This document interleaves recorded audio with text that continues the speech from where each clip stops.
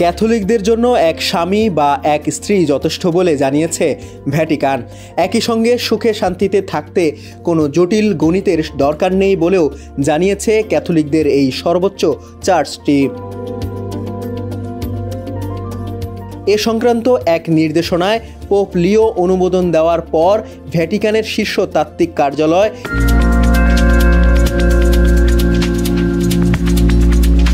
বিশ্বজুড়ে তাদের 140টি অনুসারীকে বলেছে তাদের উচিত একজনকেই জীবনসঙ্গী হিসাবে বেছে নেওয়া এবং একাধিক যৌন সম্পর্কে না থাকা। আফ্রিকায় বহু বিবাহের যে চর্চা তার সমালোচনা করে ক্যাথলিকদের এই সর্বোচ্চ চার্চ বলছে, বিয়েকে এক পুরুষ ও এক নারীর মধ্যে আজীবন একসঙ্গে থাকার অঙ্গীকার বলেই মনে করে ভ্যাটিকান। আফ্রিকার ক্যাথলিক চার্চের অনেক সদস্যদের মধ্যে বহু বিবাহের চর্চা আছে বলে জানিয়েছে বার্তা সংস্থা রয়টার্স। তবে নির্দেশনাটিতে সমলিঙ্গের বিয়ে নিয়ে কিছু বলা হয়নি। এতে কেবল প্রথাগত বিয়ের ঐশ্বর্য ও সৌন্দর্যের দিকেই আলোকপাত করা হয়েছে। স্ত্রী বা স্বামী হিসাবে একজনকে বেছে নিতে এবং তার প্রতি অঙ্গীকারবদ্ধ থাকতে নির্দেশনায় ক্যাথলিকদের উৎসাহ দেওয়া হয়েছে।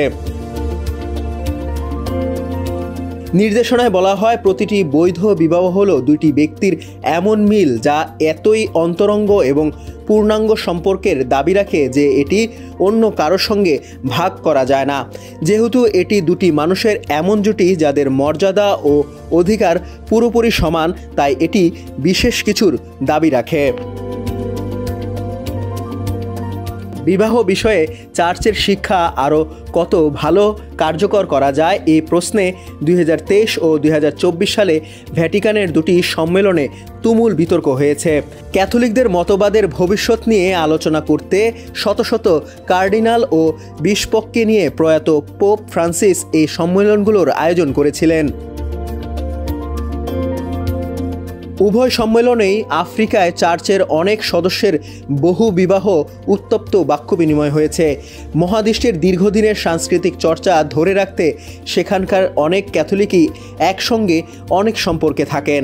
পশ্চিমা দেশগুলোতে অনেকেই একসঙ্গে একাধিক প্রেমের সঙ্গে থাকে এবং এই চর্চা যে ক্রমশ বাড়ছে তা নিয়ে লম্বা আলোচনা হয়েছে সম্মেলনগুলোতে।